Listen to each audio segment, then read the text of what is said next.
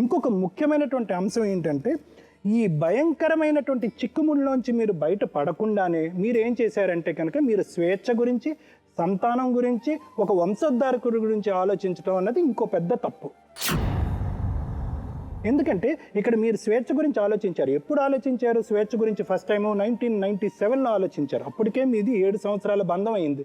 Okay, ఆవిడే చేయించింది అని మీరు అన్నారు. అది ఏది ముందు ఏది వెనక అన్నది మనకు తెలియకపోయినా ఇక్కడ జరిగినటువంటి ప్రధానమైనటువంటి తప్పిదం ఏంటంటే మీ స్వేచ్ఛ, మీ యొక్క సంతానం కానీ లేకపోతే ఒక వంశోద్ధారకుడిని చేసేటటువంటి ప్రయత్నంలో చాలామంది స్వేచ్ఛను మీరు హరించారు. ఒక అమ్మాయి మిమ్మల్ని పెళ్లి చేసుకుని ఆ అమ్మాయి చనిపోయింది. ఇంకో అమ్మాయిని పెళ్లి చేసుకుని ఆ అమ్మాయిని ఎక్కడో కలకత్తాలో దాచిపెట్టారు.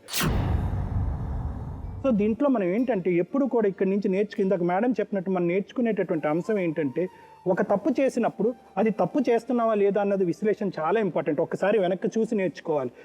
కప్పిపుచ్చేటటువంటి ప్రయత్నంలో ఎవరికీ తెలియకూడదు అనేటటువంటి అంశం ఉంటే కనుక ఒక్కసారి ఆగిపోండి, కొంతకాలం ఆగండి, ఏం చేస్తున్నానని ఆలోచించండి, లేదా 10 మందిని అడిగి తెలుసుకోండి. అటువంటి ప్రయత్నం ఎక్కడా కూడా మీరు చేయలేదు. అందుగురించి ఈరోజు మీరు ఈ పరిస్థితిలో ఉన్నారు.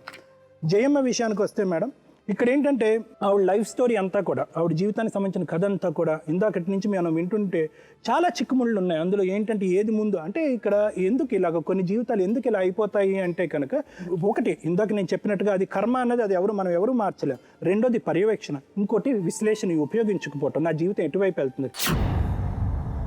పద్ధతి అనేటటువంటి మాట చాలా ఇంపార్టెంట్ అమ్మ. ఏదైనా పని చేసేటప్పటికి ఎస్పెషల్లీ జీవితానికి సంబంధించినటువంటి ముఖ్యమైన నిర్ణయాలు తీసుకునేటప్పుడు పద్ధతి అన్నది చాలా ముఖ్యం. ఏది ముందు చేస్తున్నావు, ఏది వెనక చేస్తున్నావు అనేది ఇది ఒకటి. నెంబర్ 2, మన సాంప్రదాయాన్ని మనం ఎప్పుడూ మర్చిపోకూడదు. అది నెంబర్ 2. నెంబర్ 3, మనకి ఉన్నటువంటి సంస్కారంని మనం మర్చిపోకూడదు. ఇవన్నీ ఎప్పుడైతే మర్చిపోతాయో జీవితాలు విలువలు లేకుండా పోతాయి, బంధాలకి ఎటువంటి బ్యాలెన్స్ ఉండదు. సో దీనికి పరిష్కారం ఏంటంటే మీ బంధాన్ని మీరు ఇంతకాలం ఎందుకు తెంచుకోలేకపోయారో మాకు తెలియదు, కానీ ఈరోజు తెంచి మీకు ఇంకా ఫ్యూచర్లో మంచి జీవితాన్ని అందించేటటువంటి ప్రయత్నం ఈ వేదిక మీద జరగాలి అని కోరుకుంటున్నాను. ఓకే, మీకు ఇప్పుడు లీగల్గా పెళ్లి అయినట్టంటే మీరు బస్తీలో పెళ్లి చేసుకున్నారమ్మా. మీది రిజిస్టర్డ్ కానీ పెళ్లి, ఓకేనా? రిజిస్టర్ కాలేదు. కాకపోతే మీరు ఏ ఆధార్ కార్డు ఏదైతే చూపిస్తున్నారో అది మాత్రమే మీకు ఆధారం ఆయన భార్య అంటానికి.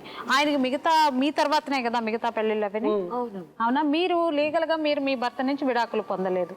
ఇప్పుడు భార్యగానే ఆమె గుర్తింపులోకి వచ్చింది. ఎందుకంటే కొన్ని సంవత్సరాలు కోహాబిటేషన్ చేసినప్పటికీ కూడా భార్యకు రావాల్సినవన్నీ ఆమెకి హక్కులు ఉంటాయి ఖచ్చితంగా. అయితే మీరు హెరాస్ చేయడం అనేది ఇక్కడ దారుణం అండి. ఇంకోటి ఏంటంటే ఆమెని డొమెస్టిక్ వైలెన్స్ కేసు కానీ ఏదైనా కేసు పెట్టినట్టయితే మీరు ఆ కేసుకి ఖచ్చితంగా మీరు శిక్షార్హులు అవుతారు.